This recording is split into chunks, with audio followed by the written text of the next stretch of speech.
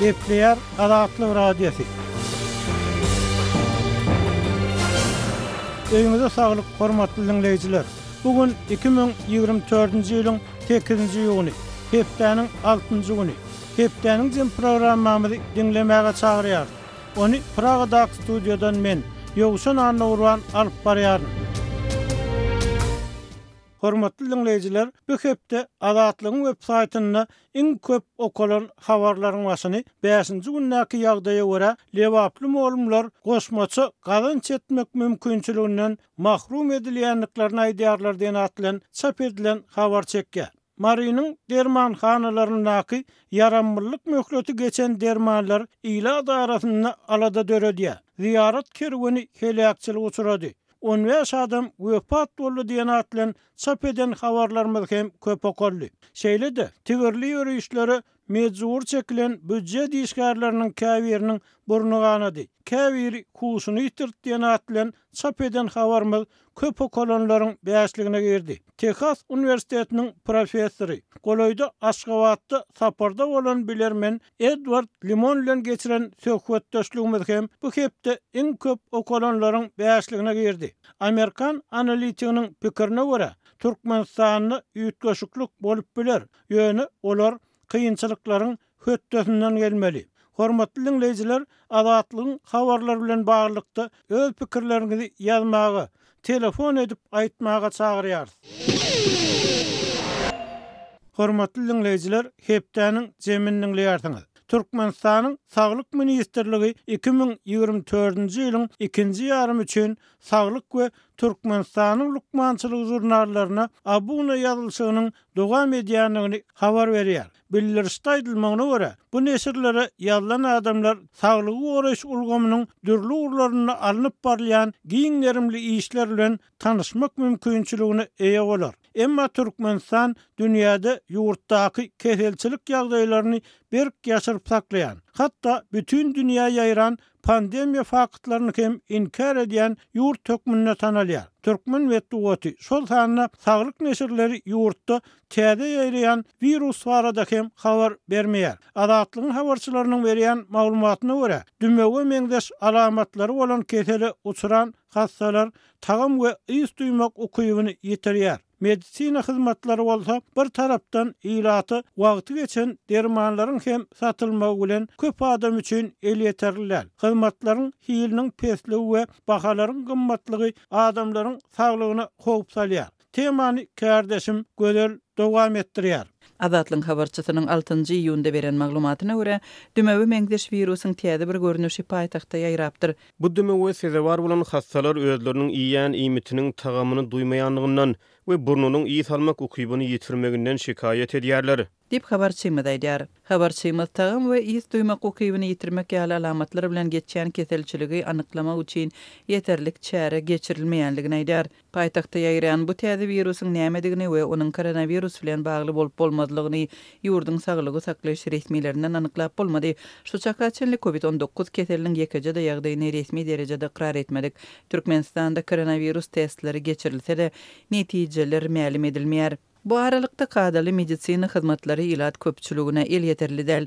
Saglygy bejermek üçin talap edilýän maddi çykdyjylaryň artmagy bilen bir wagtda hyzmatlaryň hiliniň aşaklamagy Türkmenistanlylaryň aladalaryny artdyrýar. Azatlyň habarçylary medisina hyzmatlarynyň hiliniň pesliginiň adamlaryň saglygyny howp bastyna salýanlygyny belliýärler. Hastaların geçirilen operasiyadan soň gaýtadan goşmaça operasiýa mätäç bolan ýagdaýlary köpelýär. Meselem, kör içerisine ayırdan hastaların ýagdaýy gowulaşman, hasam bitirilýän ýagdaýlary köp bolýar. Goşmaça operasiýa edilen wagtynda içerisiniň ýa dogry tikilendigi ýa-da başga bir organyna çatylandygy anyklanýar. Şeýle ýagdaýlar köpelýär. Bir lukmanyň geçiren operasiýasyndan soň başgasy gaýtadan kesip ýalňyşlary düzeltmeli bolýar. Netijede hasta ejir çekýär. Käwagt ömürlük maýyp bolýar. Dip Aşgabatly Lukman anonimlik şertinde gurrun berdi. Azatlyk bilen gürleşen Lukmanlar medisina hyzmatlarynyň hiliniň peselmegini korrupsiýada görýärler we paraxorlugyň medisina uğrundan berilýän bilimiň hilini iňňän goşadanlygyny, okuwa derek çäreleri çekilýän studentlaryň soň Lukman bolup işe yerleşmeginiň de tanışlygy we para bilen bagly bolýanlygyna ünse çekerler. Uzak wagtlap saklanýan korrupsiýa saglyk saklaş pudogynyň degradirlemegine getirdi. Medisina universitetine girýänler 50 000 Amerikan dollaryny çelinip para berip girýärler we soň Lukmanyň diplomy bilen tamamlaýarlar. Şuňky gün biz şonuň erwet netijelerini Lukmanlaryň taýýarlyk derejesinde görýäris. Lukmançylyk kärine eýe bolan müňlerçe pethünärli, eli diplomly Lukmanlar häzir Türkmenistanyň ähli saglyk merkezlerinde we hastaxanalarynda ilatyň saglygyny barlamak we bejermek işini alyp barýarlar. Dip anonim gürleşen saglyk resmi taýdar. Aýallaryň saglygy boýunça işleýän Lukmanlaryň gurrun bermegine görä akuşer we ginekologiýa ugrunda ters bejerigi zerarly dünýäsini täzeleýän zenanlaryň ýa-da hemişelik maýyp galýan we soň çagy dogrup bilmeýän aýallaryň sany köpelýär. Göwrellik wagtynda dogry bejerigi berilmän Lukmanlaryň öz wezipelerini sowuk sala garamagy netijesinde göwreli aýallaryň we çagy dogran wagtynda ganyny saklap bolmazdan bimahal ýogalýan halatlary bolýar. Bäbekler ejesiz ýetim galýar. Pajygaly wakalaryň sany artýar. Dip Lukman aýdar. Türkmenistanda raýatlaryň saglygyny bejertmegi uly mesele bolmagyny galýar. Maddi mümkinçiligi bar adamlar saglygyny daşary ýurtlarda bejertmegi makul tapýarlar. Türkiýe, Hindistan we Orsiýa türkmen raýatlarynyň saglygyny bejermek üçin köp barýan ýurtlarynyň arasynda galýar. Türkiýanyň hastaxanalarynda işleýän türkmen Lukmanlarynyň azatlygy gurrun bermegine görä Türkmenistanda operasiýa etdirip, soň Türkiýe agyr halda barýan hastalar köp duş gelýär. Türkiýedäki Lukmanlar hem türkmen hastalarynyň käbirine goşmaça operasiýa etmeli bolýan halatynda ozalky operasiýasynyň ýalňyşlyklarynyň anyklanýanlygyny, hastalaryň bedenlerinde medisina gurallarynyň demir bölekleri we başga medisina serişdeleri ýaly zatlaryň hem tapylýan halatlarynyň bolýanlygyny aýdýarlar. Türkmenistanyň saglyk resmiýetleri pudakdaky problemalary açyk agzamýarlar. Türkmen medeniýeti saglyk pudagynyň üstünlükli özgörýänligini habar berip gelýär. Hepdäniň jemininiň ýartyňyz. Türkmenistan bir tarapdan mekteplerde berilýän bilim düşünjäniň ýeterlik bolmalygyny agsasa, ikinji tarapdan bilim pudagynyň paraxorlugyň halis başyna goýuberilmegini agsaýar diýip azatlyk bilen anonimlik şertinde urlaşýan enatalar, morumlar aýdýarlar. Synçylaryň käbiri paraxorlugyň esas sebäbini budjet işgärlerine berilýän aýlyklaryň juda az bolmagy bilen baglanşdyrýar. İkinci tarapdan golaýda Ýewropa bilen Türkmenistanly dinleýijimiziň tasdiklamagyna görä Türkmen häkimetleri ýurdy barha beter bolanogystany, ýagny çäklendirmeler, ýapyklyk ýurduny öwrýärler we bu ýagdaý adamlary barhaken daşary ýurtlara çykyp gitmek pikirini tekleýär. Çatak geri jurnalistler bu ýagdaýlar barada resmilerden hiç bir düşündiriş alyp bilmeýär we türkmen medeniýeti ýurdun ýüzbeýi bolýan kynçylyklary barada dymmak pozisiýasyny dowam etdirýär. Mektep morumlarynyň ýüzbeýi bolýan çäklendirmeleri baradaky maglumaty kärdeşim Sehradan alalyň. Liwaply bilim işgärleriniň ençemesi özleriniň hepdede 36 sagatdan artyk işläp, goşmaça gazanç etmek mümkinçiliginiň çäklendirilýändigini aýdyp, nägilelik bildirýär. Olar bu çäklendirmäniň paraxorlugyň möwjemegine getirýändigini, para beren bilim işgärleriniň ondan goşadyrnak içinde azat edilýändigini belleýärler. Bu barada Liwaply muallimleriň ençemesi anonim şertde Azatlyk radiosynyň sebitdäki habarçysyna gurrun berdi. Men işleýän mektebimde direktoryň soraýan parasyny berip bilmeýänim üçin maňa hepdede 24 saat iş wagty hem berilmedi. Mundan gelýän girdeji maşgalamy eklemäge ýetmeýändigi üçin hususy eýçilikdäki bilim merkezinde işe girdim. Indi şu aýdan başlap bu merkeziň başlygy mektepde okujan sagadym bilen merkezde okujan sagadymyň umumy tananyň 36-dan geçmeli däldigini, ondan artyk okutmagy hakymyň ýokdugyny aýdýar.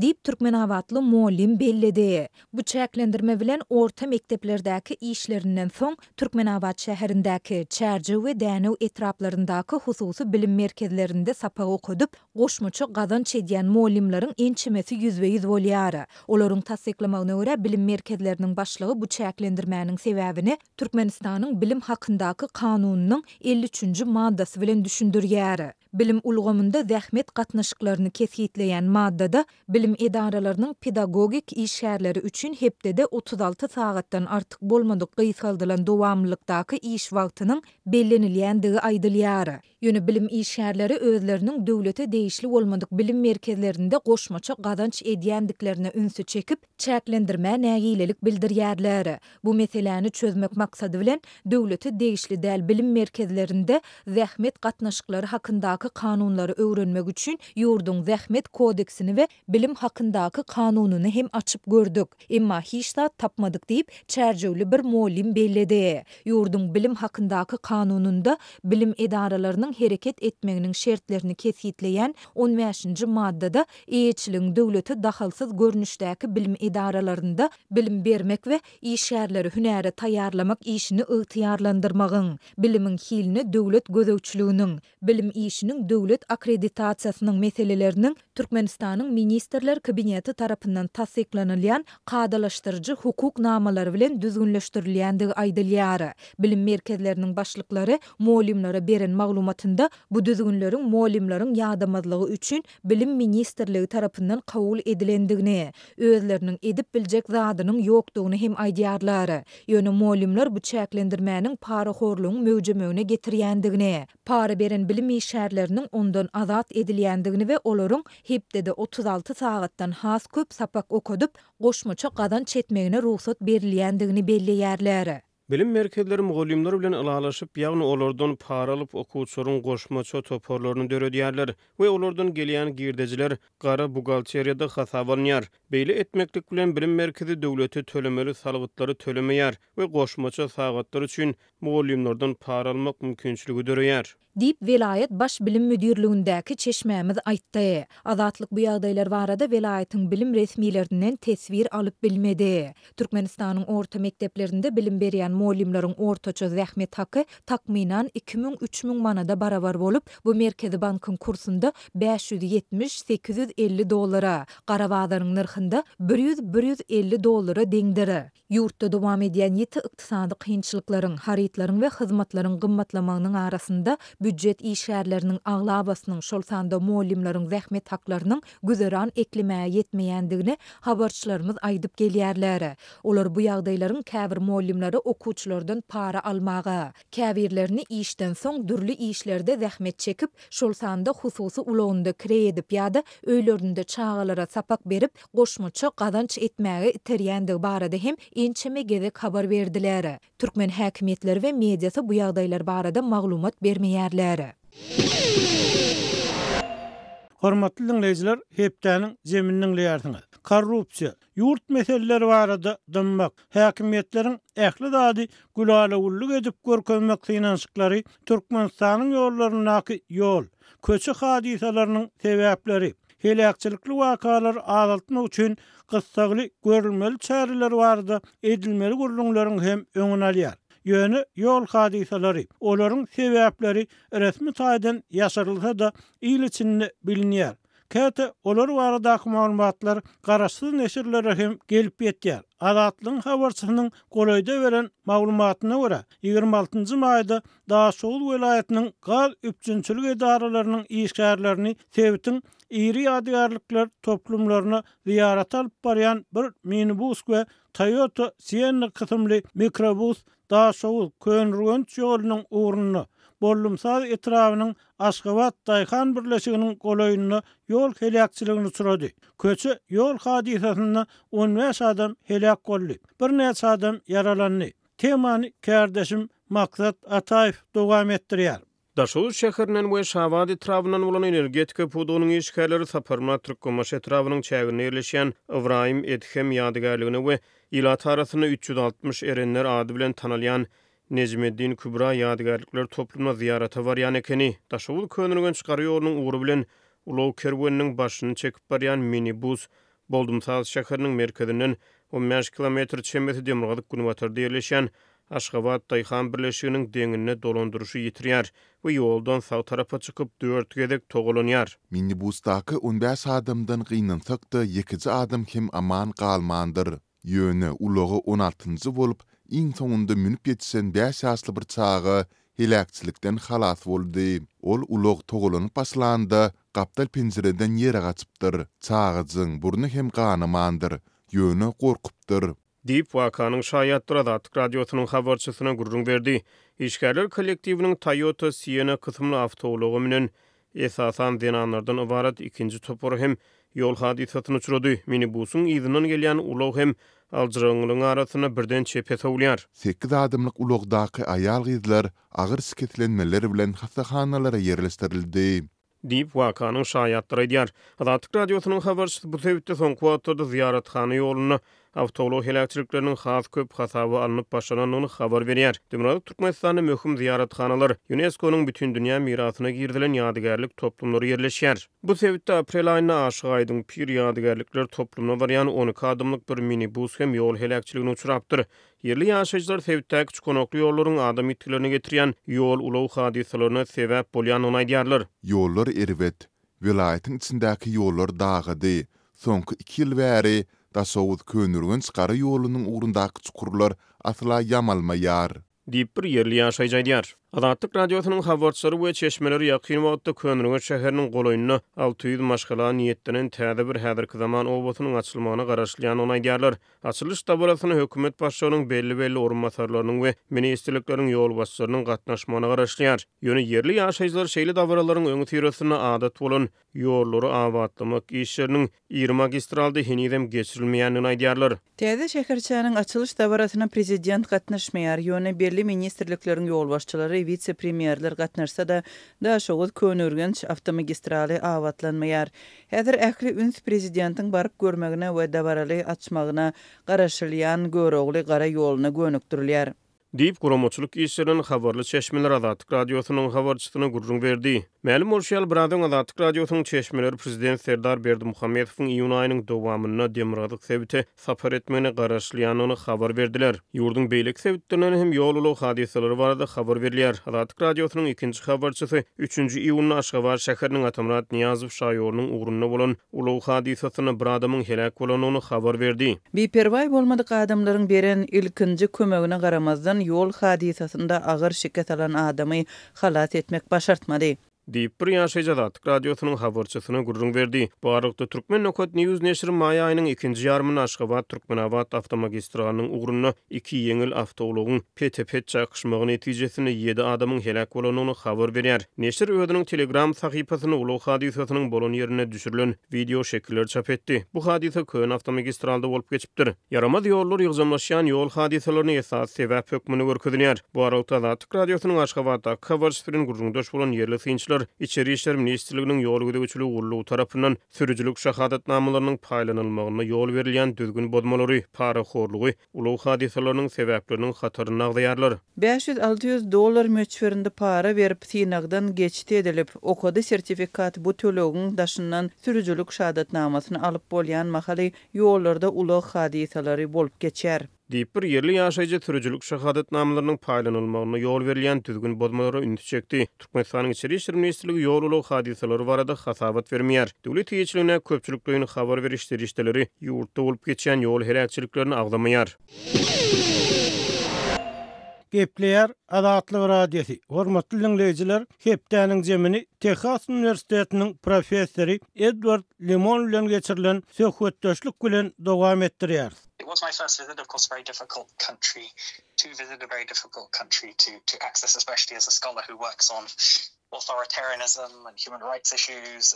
Türkmenistan daşary ýurtluları, hususan siyasi prosesleri öwrenýän Gunwatar hünärmenlerini we analitikleri ýurda gögünsiz goýbermekde tanalýar. Ýöne ören seyrek ýagdaýlarda hem bolsa Türkmenistany we Merkez Aziýa sebätini öwrenýän belli hünärmenler her niskde bolsa käte Türkmenistany barıp görmegi başarýar. Merkezadi meseleler boýunça Oxus jemgyýeti diýip bilinýän Almarlyk merkeziniň prezidenti we Texas Üniversitetiniň Merkezadiýada howpsuzlyk, terrorçuluk, din we migrasiýa meselelerini öwrenýän professori Dr. Edward Limon ýakynda terrorçuluğa garşy konferensiýa gatnaşmak üçin Aşgabat şäherine sapar etdi. Dr. Limon Azatlyk radiosyna beren interwýusynda özüni dünýäniň iň ýapyk ýurtlarynyň birine eden saparyndan galan täsirleri paýlaşdy we ýagdaýyň kim-kimden üýtgeýänligini öňe sürdi. I think, it's a country that unfortunately we don't have enough international expertise, or there aren't enough articles being written about. Bu meniň Türkmenistana eden ikinji saparym boldy. Elbetde bu barmasy gaty kyn ýurt, hususan Merkez Aziýadaky awtoritarizmi, adam hukuklaryny we howpsuzlygy öwrenýän almy barlygy üçin bu ýurda barmak adatdan daşary çylsyrmly bolmagyny galýar. Gynansagym Türkmenistan ýeterlik öwrenilmedik ýurtlaryň biri bolup bu ýurt hakynda ýeterlik makala ýazylmaýar. Hawa elbetde sizinki algyrmalar Türkmenistanda bolup geçen wakalary dünýä habar bermekde gaty gowy iş edýär. Bu meniň üçin bu ýurda baryp görmekde dören ajaýyp bir mümkinçilikdi. Meniň käbir garaşan zatlarym bardy. Aýdary şäher merkezindäki Aşgabatdaky täze etraplaryň esasan boş bolmagyna garaşypdym. Ol ýerde hakykatda hiç bir durmuş işçiligi ýok. Ýöne elbetde bilişiňiz ýaly şäheriň YouTube'da çap edilýän we ýurt hakynda gurrun berýän meşhur videolaryny görülmeýän beýleki ýerleri hem bar. Bu etrapçylara baryp ol ýerde has köp durmuşyň bardygyny görmek mümkin. The micro rayons where you have, a lot more life is happening and a lot more people. Olar bu ýagdaý nähili düşündirýärler. Ýurt paýtagty hakykatda köp adamly bolmaly şäher näme üçin beýle boş görünýär? Siz adamlaryň nirededigini, nire gidenliklerini soradyňyzmy? Yeah, I talked a little bit about that, and of course there are these shop fronts, right, that theoretically have products in them, but then you go to the door and you see that the shops are empty. Hawa biz bu barada biraz gürleşdik. O taýda hem ýerde diýenýaly owadan dukan vitrinalary bar we bu ýurda haýsydyr bir sewda bolmaly diýip pikir edýärsiň. Ýöne olary ýakynlaşanyňda dukanlaryň içiniň boşdugyny görýärsiň. Onsoň munyň öz boluşy bir Potemkin owatydygyny göz ýetirýärsiň. Ýöne öňe maýdyşym ýaly köp adamly, köp durmuş gaýnaýan etraplarym bar. Men bu hili kiçi etraplaryň birine baryp bilenime şat boldum. Meniň eşden gurrunlarymdan çen tutulsa iň köp ýaýran düşündürişleriň biri Howa bilen bagly. Ýagny bar mesele Howada. Bu ýer gatysy. Şu sebäpden adamlar köçelere çykmaýar diýerler.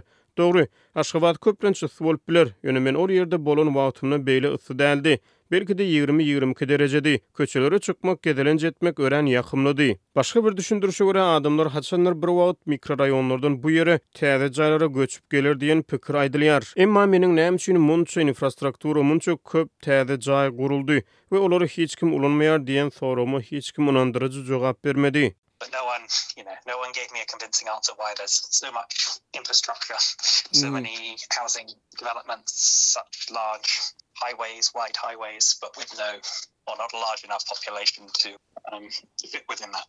Türkmenistanyň belli bolşuna görä sosial ulgamlaryň ählisi petiklerini bolsa-da siz hemişe Facebook'ta surat yerleşdirýärdiňiz. Bu size nädip başartdy? Ýurtdaky internet ýagdaýyny nähili gördüňiz? I was staying in a tourist or a foreign hotel. Men siýahatçylyk mehmanhanasyna ýa-da daşary ýurtlar üçin diýilýän mehmanhanada ýaşadym. Bu ýyldız mehmanhanasydy. Ol ýerde internet petiklenen ok. Men ol ýerde Azatlygyň web sahypasyna we beýleki garaşsyz habar beriş serişdeleriniň web sahypalaryna girip bilerdim. Men hatda häzirki zaman Nastoyaşe Vremya online teleýaýlymyny hem görüp bilýärdim. Social media networks and you can even watch current time TV. Gynansak da Azatlyk we beýleki garaşsyz habar beriş serişdeleri soňky ýyllarda esasan ykdysady we sosial kynçylyklar bilen baglanyşykly wakalary beýan etmeli bolurlar. Siz ýöneköy türkmenleriň ýaşaýan kiçi etraplaryna hem baryp bilenligiňizi aýtdyňyz. Siz olaryň arasynda haýsyr biri bilen ýurtdaky ýagdaý barada gurlaşyp bildiňizmi?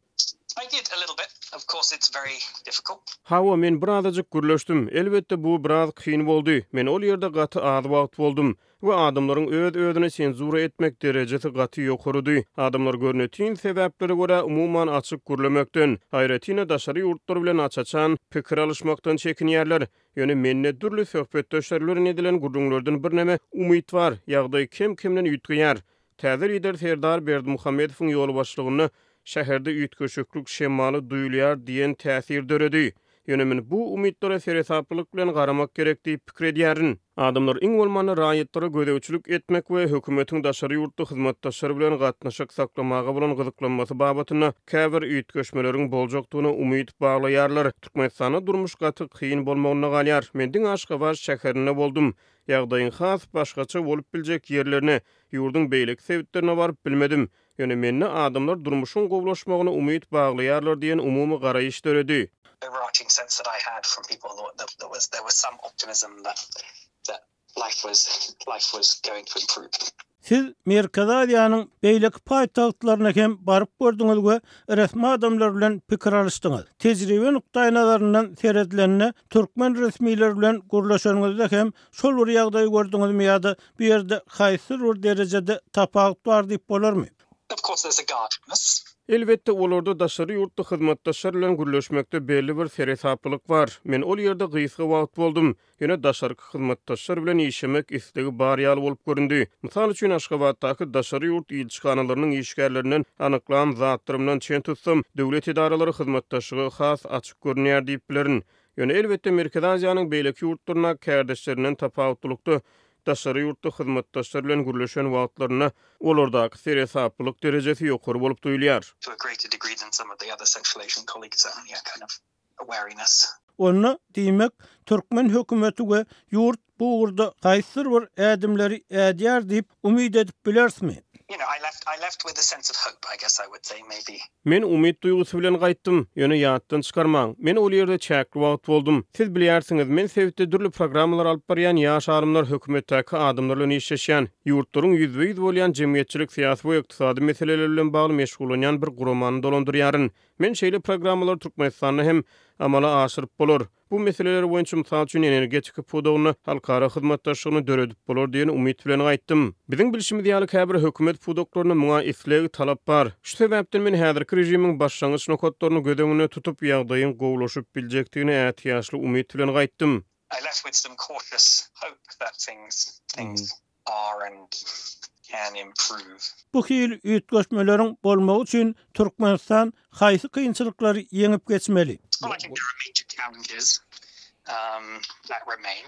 Hawa uly kynçylyklar saklanyp galýar. Şu hepde Hytaýa gaz eksportyny dowam etdirmek perspektiwalarynyň Russiýanyň Hytaýa iberýän gazyny artdyrmak we Türkmenistany bu bazardan gysyp çykarmak finansyklary bilen bagly synaglary uçraýanyny barada habarlar peýda boldy. Bu elbetde Türkmenistan üçin düýpli kynçylyklary döreder. Şu nukdaý nazardan seredilene Türkmen hökümeti üçin iň oňat senariýa ykdysadyýety diversifikasiýa etmek we ykdysadyýety daşary ýurt maýa goýumlaryny açmak zerurlygyny düşünmek bolar. Biz şunyň ýaly uly bolmadyk üýtgeşmeleri goňşy Özbegistanyň misalyny hem gördük. Muňa elbette demokratiýalaşdyrmak diýip boljak däldi. Ýöne ol iň bolmany käbir çäklendirmeleri ýeňilleşdirmek we ilaty mümkinçilik döretmekdi. I think for that to happen, of course, there's the second barrier of this crazy dual exchange rate, right? The fact that it's by $1 will get you 19 manat unofficially, but of course it's 3. Yine bir kynçylyk bolsa valyutanyň bolgusyz 2 alış-çalış kursynyň iýişidine $1.19 manat ýöne resmi taýdan 3,5 manat goşa alış-çalış hümmetiniň saklanyp galmagy. Bu ösüş üçin düýpli päsgelçilikler döredýär we Türkmenistany dünýäniň iň gymmat ýurtlarynyň hatyryna girdýär. Hem de daşary ýurt maýadarlarynyň bu ýurda maýa goýmagyny kynlaşdyrýar. Teoretik taýdan bu meseleni Özbegistan edilişi ýaly ören çal çözmek mümkin. Like we've seen in Uzbekistan, of course, not a process of democratization, but at least a slight kind of softening of some of the Ýene bir çynlykay kynçylyk aýallaryň hukuklary bilen bagly. Mysal üçin aýal gyýlara sürüjülük şahadatnamasynyň berilmegini çäklendirmek meselesi ýurt üçin gaty uly mesele bolup durýar. I think there are major challenges in terms of women's rights. The fact that women Bu meseleler saklanyp galýar we olaryň çözülmegi Türkmenistan ýaly awtoritar rejimiň tebigaty nazarda alanyna ýokurdan gaýdan reformalary talap edýär. Biz bu hili ýagdaýy sebitdäki beýlik ýurtlarda hem gördük. Emeldarlaryň täze neslidini ýurdun ödünleşmegine getirýän hemişelik bir taraplyk statusynyň durmuşy ukypsyzlygyna düşünür diýip tama etmäge käbir esaslar bar. Çözgüdiň ýeketäk ýoly ýuwaş-ýuwaşdan ýurdu açyp başlamak, raýatlary has köp internet heliýeterligini bermek, şol sany elektron sowdanyň ösmegine şertler döretmekden ibaret. Bu ýurt üçin ykdysady mümkinçilikleri döredip biler. this opening up can be an opportunity, economic opportunity for the country. Hormatly dinleyijiler, Merkez Aziýa meseleleri boýunça Oxus Jemgyýeti diýilip bilinen Ilmy Marlyk Merkeziniň prezidenti we Texas Uniwersitetiniň Merkez Aziýada howpsuzlyk, terrorçuluk, din we migrasiýa meselelerini öwrenýän professori Dr. Edward Limon bilen geçirilen söhbetdeşligi dinlediňiz. Bu söhbetdeşlik bilen bagly pikir garaýşlaryňyzy bize iýerseňiz sizden hoşal bolardyk. Hepleýär Azatlyk radiosi. Hormatly dinleyijiler, şunuň bilen hepdäniň jeminiň soňuna geldik. Hepleşiklerimizi dinläniňiz üçin köp sag bolun. Belki-de has köp dinleýije ýetmek üçin onu paýlaşmagy, like goýmagy, öz pikirlerinizi komment, tesbir görnüşünde ýazmagy hem haýyş edýär. Şeýle-de özüňizi gyzyklandyrýan temalar bardy, habar bermeňizi soraýar. Azatlygyň tolkunlaryndan aýrylma.